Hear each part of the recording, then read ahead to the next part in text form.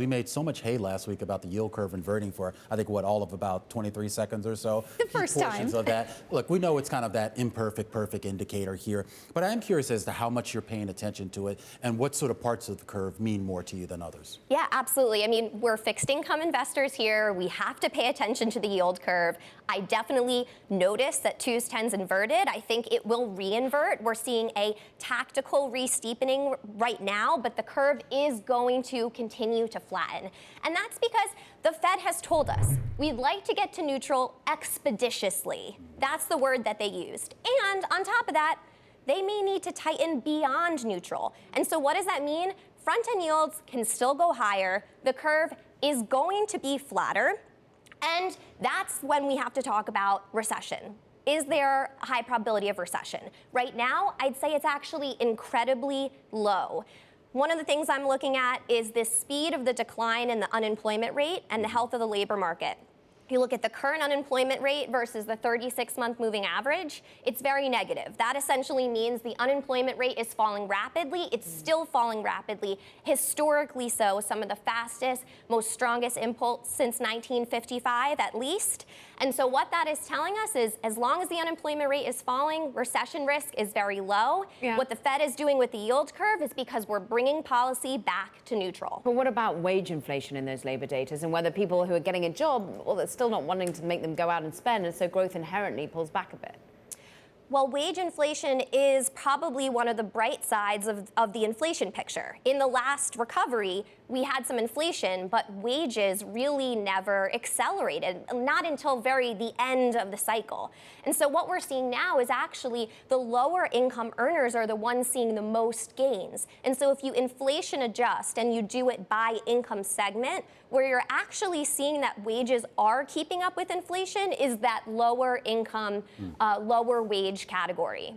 Talk to me about, and you mentioned the tactical, and I want to be mindful of not talking about some of the day-to-day moves, but I am curious what higher yields on the long end are signaling that inflation, the Fed doesn't have inflation under control, or growth is alive and it's well and we're not worried about it, or are these, as you were saying, definitely more tactical moves and today isn't what the trend would be?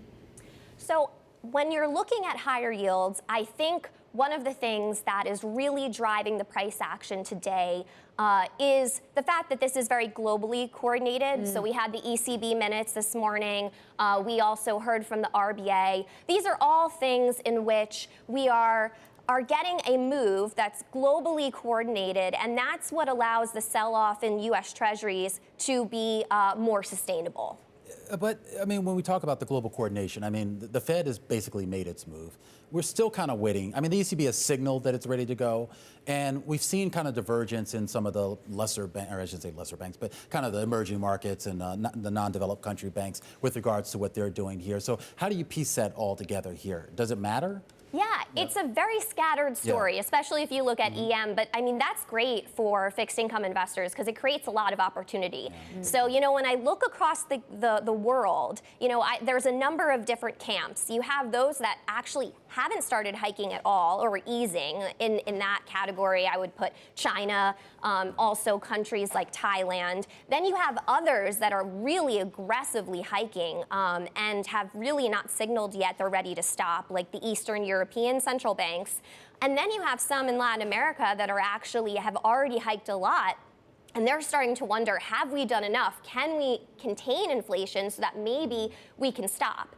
I'd be a little hesitant there. The global inflation trends are still very intense. And so there may be a few central banks that you can hang their hat and say, we don't need to be continuing to hike. But in general, I think the hiking needs to continue.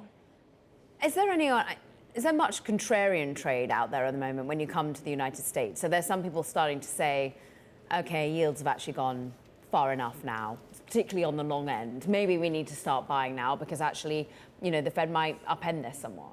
Yeah, absolutely. I mean, there has to be people looking at this bond market and saying there has been a huge repricing in the first quarter, the worst performance for treasuries on record that we have at Bloomberg. And they're looking at this and they're saying, yeah, yields are a lot more attractive. The IG index is creeping up towards 4 on the index level yield. You have the high yield index creeping up towards 6. It's now above 6.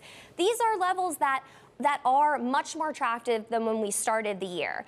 And on top of that, you do have a lot of investors that are still looking to buy. When yields are selling off, we're only talking about the people who are selling. But there are a lot of people in the wings. When I think about investors like a pension fund that has liabilities and assets, and those funding statuses have improved drastically because equities are up and rates are up, which diffuses their liabilities, this is a perfect time for them to be locking in, actually taking some of that equity risk out and moving it back to fixed income. So there's an anchor there. On that note, how do you think about this year as being a coupon clipping type of year? And can those coupons make up for the price losses with those higher yields?